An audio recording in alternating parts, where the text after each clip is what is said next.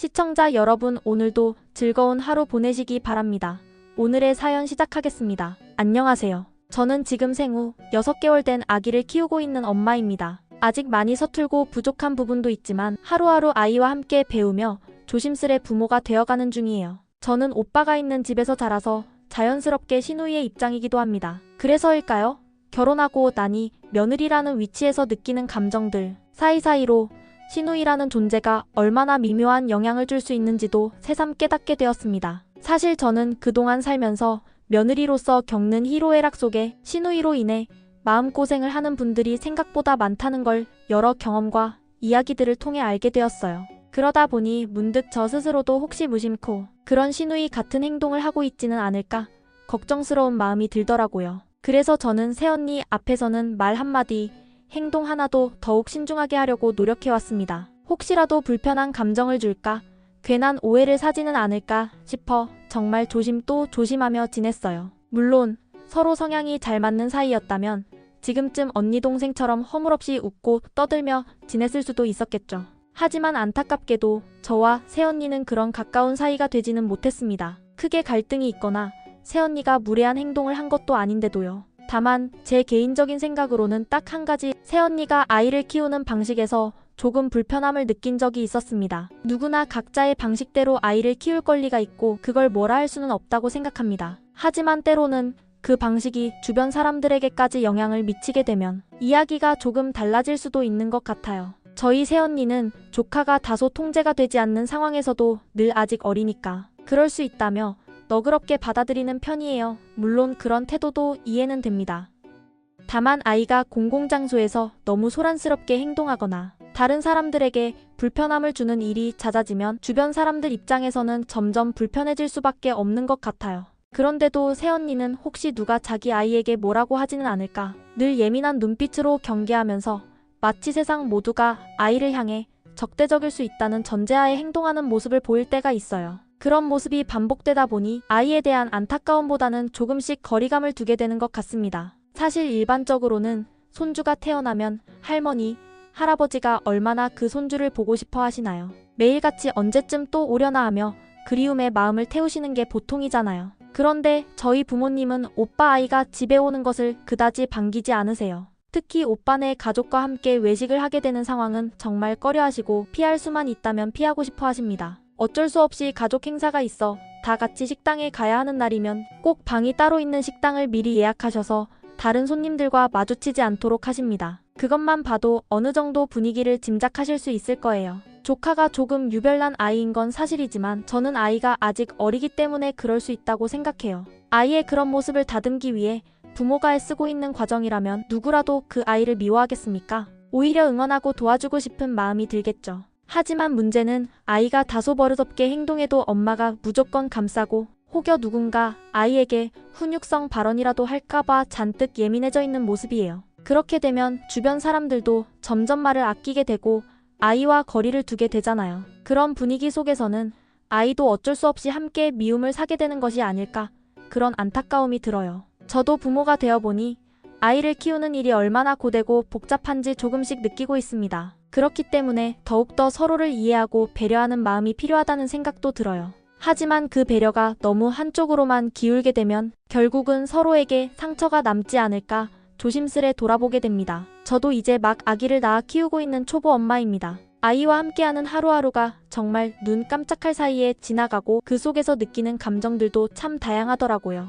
그래서인지 요즘은 다른 아이들을 볼 때도 자연스레 시선이 더 가고 부모의 양육 태도에도 민감하게 반응하게 되는 것 같아요. 특히 제 조카와 새언니를 보며 마음이 복잡할 때가 많습니다. 조카는 솔직히 말해서 다른 아이들보다 조금 더 통제가 어렵고 때때로는 진상스럽다고 느껴지는 행동을 하기도 해요. 물론 아이니까 그럴 수 있다는 걸 잘 알고 있어요. 하지만 문제는 그런 행동을 부모가 어떻게 받아들이고 대처하느냐에 있는 것 같아요. 조카가 공공장소에서 큰 소리를 지르거나 무례한 행동을 할 때 새언니는 늘 그저 아이 편을 들며 감싸기에 급급한 모습을 보여왔습니다. 혹시라도 주변에서 그 행동을 지적하려는 기미가 보이면 곧바로 예민하게 반응하며 방어적인 태도를 취하곤 하죠. 그렇게 싸움이 될까봐 주위 사람들이 아무 말도 못하고 입을 다물게 되는 상황이 반복되다 보니 조카의 문제 행동이 고쳐지지 않고 오히려 더 굳어져 가는 건 아닌가 하는 걱정이 들기도 합니다. 그에 비해 오빠는 아이가 아직 어릴 때일수록 바른 방향으로 이끌어야 한다는 생각을 가지고 있어서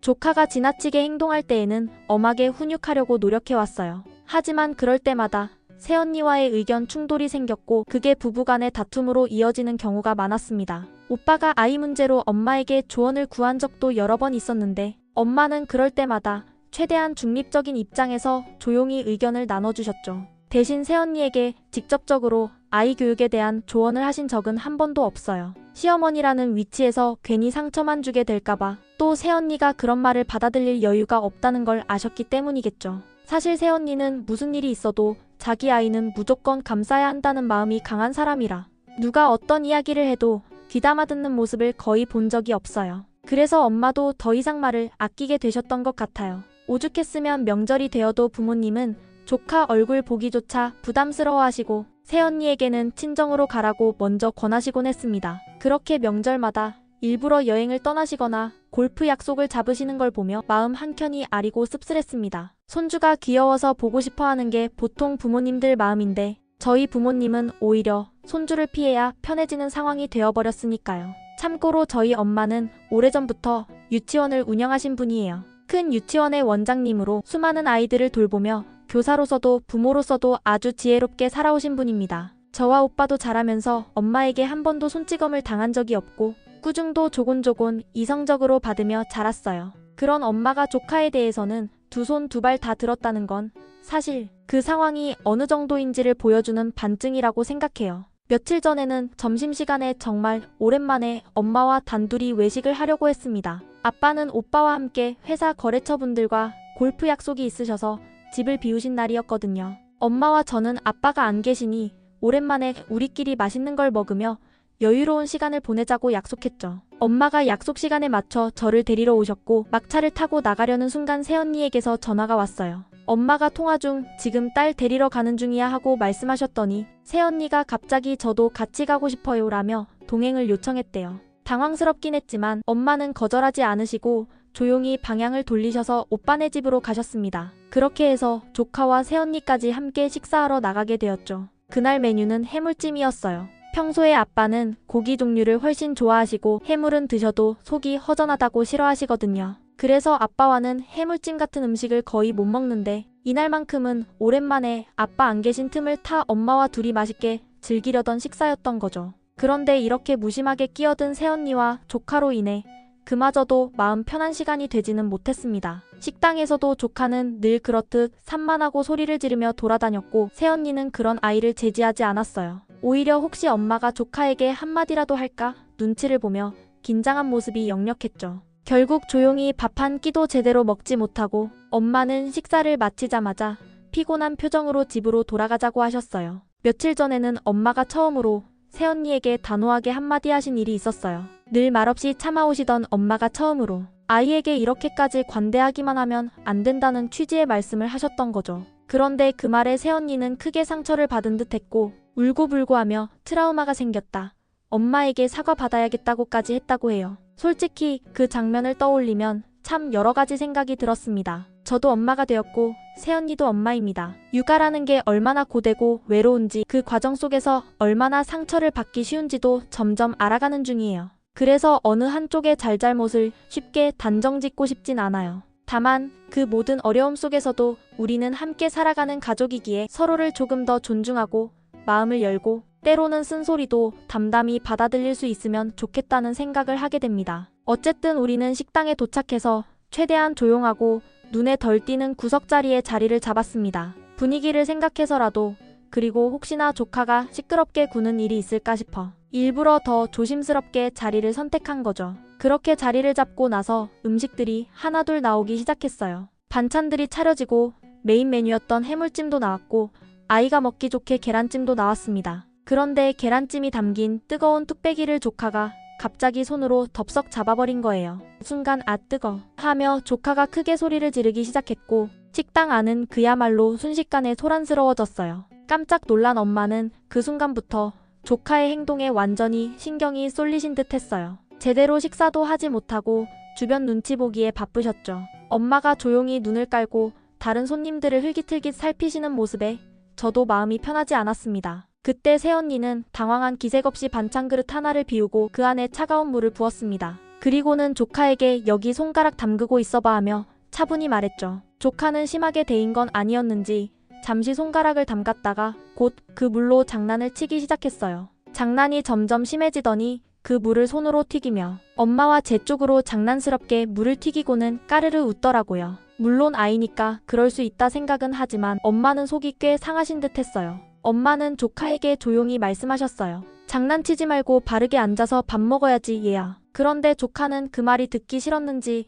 몸을 비틀더니 테이블 아래로 쏙 들어가 버리는 겁니다. 식당이라는 장소에서 어른들과 함께 식사 중인데 그 모습이 참 난감하더라고요. 저는 혹시라도 조카가 테이블 모서리에 머리를 부딪히지 않을까 걱정스러워 자리에서 제대로 움직이지도 못했어요. 새언니는 그 상황에서도 조카를 아이 착하지 나오자 하며 우쭈쭈하며 달래고 있었고요. 그러다 결국 엄마가 더는 안 되겠다는 듯 자리에서 일어나시며 새언니에게 조용히 잠깐 자리 좀 비켜줄래? 하고 말씀하셨어요. 그리고 조카를 안고는 조금 떨어진 테이블로 자리를 옮기셨어요. 무언가 조용히 말씀하시는 것 같았지만 오래 계시진 않았습니다. 2분도 채 되지 않아 다시 돌아오셨고 조카는 울상을 하고 있었어요. 그런데 문제는 그 다음이었어요. 자리에 돌아온 조카를 옆에 앉히며 새언니가 무심히 이런 말을 꺼냈거든요. 우리 아들 왜 그랬어? 할머니가 맴매했어? 그 말에 조카는 그제야 억울함이 폭발한 듯 입술을 삐죽이며 서럽게 울기 시작했습니다. 조용한 식당이었는데 조카의 울음소리가 점점 커졌고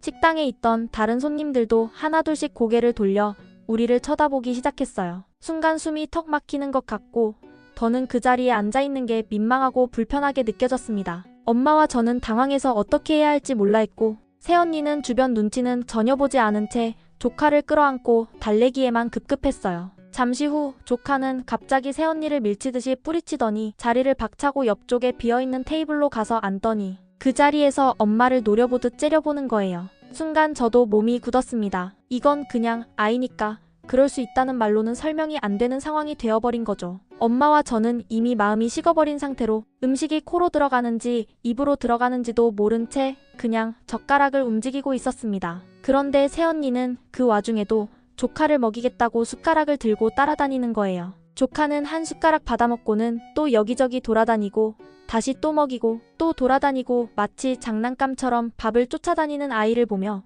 저도 참 여러 생각이 들었습니다. 결국 엄마가 참다 못해 새언니에게 한마디 하셨습니다. 목소리는 조용했지만 그 안에는 깊은 분노와 실망이 담겨 있었어요. 엄마라는 사람이 너무하다. 지금처럼 키워서 나중에 어떻게 감당하려고 하니? 식당에 있는 모든 사람들이 다 피해보고 나는 창피해서 밥도 제대로 못 먹겠다. 그렇게 무조건 오냐오냐 하는 게 과연 제대로 된 교육이니? 나는 내 오빠랑 예절을 지칭하며를 키울 때 단 한 번도 손찌검 한 적이 없었지만 어릴 때부터 공공장소에서 저렇게 제멋대로 행동한 적은 없었다. 내가 왜 식당 예약할 때마다 꼭 룸 있는 곳으로 하라고 하겠니? 저 아이가 너무 설치고 떠들어서 다른 손님들께 피해갈까봐 미안해서 그러는 거야. 애 잘 키우고 싶다고 일까지 그만두고 육아에 집중한다더니 이게 지금 뭐니? 엄마의 말은 단호했고 조용했지만 날이 서 있었습니다. 새언니는 그 말을 듣고 그 자리에서 눈물을 쏟기 시작했고 저는 옆에서 어찌해야 할지 몰라 우왕좌왕하며 새언니를 달래고 있었습니다. 이 상황에서 누가 옳고 그르다 말할 수는 없지만 분위기가 그리 평온할 수는 없었어요. 잠시 뒤 새언니는 조용히 눈물을 훔치며 먼저 갈게요 라고 말하더니 조카를 데리고 택시를 타고 돌아갔습니다. 식당은 다시 조용해졌지만 저희 마음속은 무겁고 복잡한 감정들로 가득했습니다. 식사는 더 이상 의미가 없어졌고 남은 음식 앞에 앉아있던 우리 둘은 그저 깊은 한숨만 쉬었죠. 그날 있었던 식당 일로 새언니 마음이 많이 상했던 모양이에요. 다음날 아침 이른 시간부터 엄마에게 전화를 걸어오더니 식당에서 그런 식으로 면박을 준 건 아무리 시어머니라고 해도 도저히 용서가 안 된다며 꼭 정식으로 사과를 받아야겠다고 했답니다. 억울하고 분한 마음이 컸던 거겠지요. 하지만 엄마 역시 할 말이 있으셨습니다. 조용히 말씀하시길 아이가 식당 안을 온통 시끄럽게 만들고 제멋대로 구는 모습을 그저 감싸기만 한 새언니의 태도에 이미 마음이 상해 있었고 그보다 더 마음 아팠던 건 그런 상황에서도 아이가 할머니를 노려보듯 째려보는 모습에 아무 말도 하지 않고 오히려 아이 편을 드는 새언니의 모습이셨대요. 그 장면은 엄마의 표현대로라면 진심으로 모욕감을 느낄 수밖에 없었던 순간이었다고요. 그런데도 새언니가 전날 있었던 일을 전부 무시하고 오히려 사과를 요구하는 모습을 보고 엄마는 더 이상 참을 수 없으셨던 것 같아요. 결국 앞으로 우리 집에는 오지 마라는 말씀까지 하시게 되었답니다. 순간은 격했지만 그동안 쌓여온 서운함과 답답함이 한꺼번에 터진 것이겠지요. 그날 오전 저는 그 전후 사정을 전혀 모른 채 새언니에게 전화를 받았습니다. 그냥 평소처럼 조심스럽게 받아들였는데 새언니는 곧장 전날 엄마에게 당한 이야기를 하며 저에게도 하소연을 시작했어요. 저는 엄마처럼 직접적인 말투는 아니었지만 결국은 같은 맥락의 이야기를 하게 되었어요. 너무 감싸기만 하는 건 오히려 아이에게도 안 좋을 수 있다. 모두가 불편했던 자리를 되돌아보며 한 번쯤 생각해봤으면 좋겠다고요. 그러고 나서 전화를 끊었는데 곧장 카카오톡 메시지가 쏟아지기 시작했어요. 10개도 넘고 결국 20개 가까이 됐던 것 같아요. 메시지 내용은 보지 않았습니다. 솔직히 읽을 마음도 대답할 여유도 없었어요. 감정적으로 격해진 새언니의 마음을 받아줄 준비가 그때는 저에게도 안 돼 있었던 것 같아요. 그날 오후 오빠가 엄마에게 전화를 드렸다고 해요. 죄송하다며 고개를 숙이는 말부터 사실 그동안 아이 문제로 아내와 계속 갈등이 있었고 조카의 행동이 도를 넘는다고 느껴 여러 번 이야기했지만 받아들여지지 않아 답답했다고 털어놨답니다. 그러면서 이번 일로 새언니도 좀 돌아보게 될 테니 당분간은 전화를 받지도 말고 메시지도 읽지 말고 조금 거리를 두셨으면 좋겠다고 말씀드렸다더군요. 어쩌면 오빠에게도 이번 일이 마지막 경고처럼 느껴졌을지도 모르겠어요. 며칠이 지나고 오빠가 저에게 연락을 해왔습니다. 오늘 새언니랑 조카가 부모님 댁에 가겠다 한다. 너도 좀 와줄래? 라는 말에 저도 부모님 댁으로 향했어요. 약간 긴장되는 마음으로 도착해보니 생각보다 분위기는 조용했고 거실 한쪽에서는 새언니가 엄마 앞에서 눈물을 흘리며 사과를 하고 있었습니다. 오빠도 고개를 숙이고 연신 죄송하다고 하며 중간에서 분위기를 가라앉히려 애쓰고 있었고요.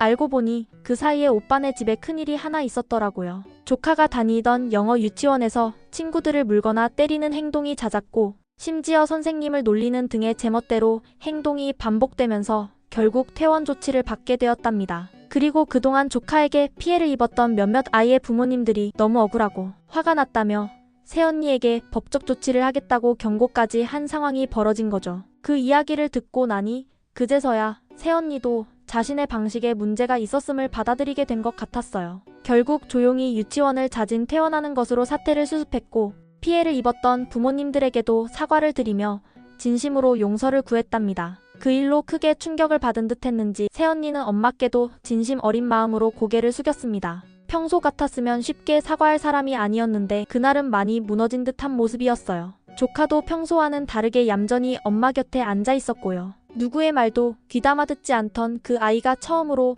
조용히 앉아있는 모습을 보니 상황의 무게를 아이도 조금은 느꼈던 것 같았어요. 그날 그렇게 우리 가족은 한바탕 폭풍을 지나고 다시 자리를 가라앉히는 시간을 가졌습니다. 누가 옳고 누가 그르다 딱 잘라 말할 수는 없지만 분명한 건 그날의 갈등이 헛된 싸움은 아니었다는 점이에요. 각자 마음속에 쌓여있던 생각들을 꺼내고 또 한 번 서로를 돌아보게 만드는 계기가 되었으니까요. 지금은 조용히 시간이 흐르고 있고 서로 조금은 조심스러운 상태지만 마음만큼은 한 발짝 가까워졌기를 바라고 있습니다. 가끔은 이런 아픔이 관계를 단단하게 만드는 걸음이 되기도 하니까요. 며칠 전 엄마와 이런저런 이야기를 나누다가 들은 얘기인데 오빠가 한동안 참아왔던 감정을 결국 터뜨렸다고 하더라고요. 새언니에게 정색을 하고는 더 이상은 못 참겠다. 이렇게 아이를 망치며 키우는 걸 두 눈 뜨고 보고만 있을 수는 없다며 이혼하자고 난리를 쳤다는 겁니다. 평소 말이 없는 오빠가 그렇게까지 말할 정도면 얼마나 참다 지친 마음이었을까 싶기도 했고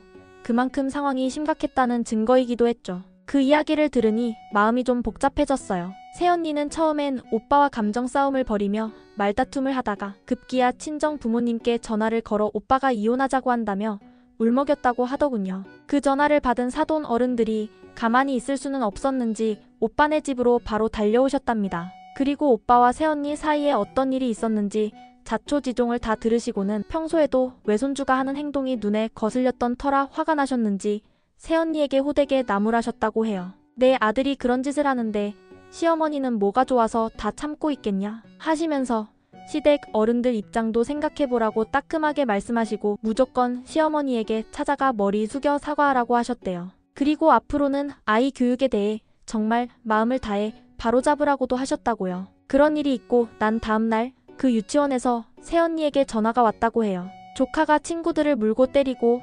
선생님에게까지 반항하는 등 도저히 유치원에서 감당할 수 없을 정도가 되었다며 결국 퇴원 조치를 내렸다는 겁니다. 이미 마음이 한껏 상해 있었던 오빠는 사돈 어른들이 다녀간 후 잠잠해질 줄 알았던 일이 또 터지니 참지 못하고 다시 한번 화를 냈다고 해요. 이거 봐라. 너 때문에 애가 완전히 망가졌잖아. 이제 정말 끝내자며 이혼 이야기를 다시 꺼냈다고 하더군요. 그 말을 들은 새언니는 그제야 진심으로 놀랐는지 오빠에게 울며 불며 미안하다고 사과를 했대요. 자기가 잘못했고 앞으로는 아이 교육에 전념하겠다고, 그리고 시어머니께도 직접 무릎 꿇고 사과드리겠다고 말했다고 하더군요. 그 순간만큼은 어쩌면 새언니가 정말 무언가를 느낀 것 같기도 했어요. 현실이 눈앞에 닥치고 나서야 비로소 심각성을 깨달은 걸 수도 있고요. 이번 일을 겪으면서 저는 문득 그런 생각이 들더라고요. 새언니가 진짜로 자신의 잘못을 깨닫고 이번 일을 통해 마음가짐이 바뀌었다면 참 다행스러운 일일 거라고요.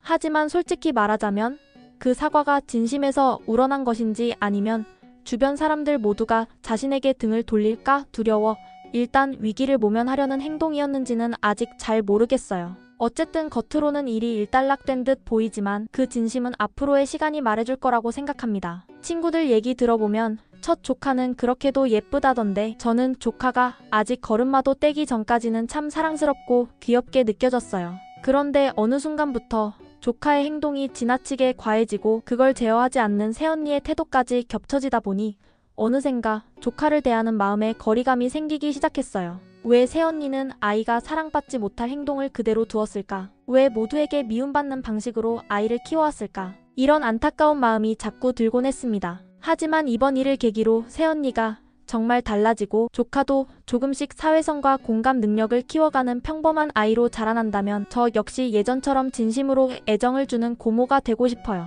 웃는 모습만 봐도 미소가 지어지고 조카가 잘 크는 모습이 기특해 마음이 뿌듯해지는 그런 고모 말이에요. 하지만 만약 새언니가 이번에도 잠깐 반성하는 척만 하고 시간이 지나면 또다시 예전의 모습으로 돌아가 버린다면 그땐 저도 더 이상 마음을 다해 조카를 사랑하기는 어려울 것 같아요. 그냥 겉으로만 예쁘다 해주는 조금은 거리둔 고모가 되겠지요. 저는 지금도 바라고 있어요. 정말로 진심 어린 반성과 변화가 새언니의 마음에 자리 잡았기를, 앞으로의 시간 속에서 그 진심이 드러나기를 말이에요. 여러분은 어떻게 생각하시나요? 이 상황에서 저는 어떤 자세로 이 가족을 마주해야 할까요? 새언니와 조카에게 다시 기대를 걸어봐도 괜찮을까요?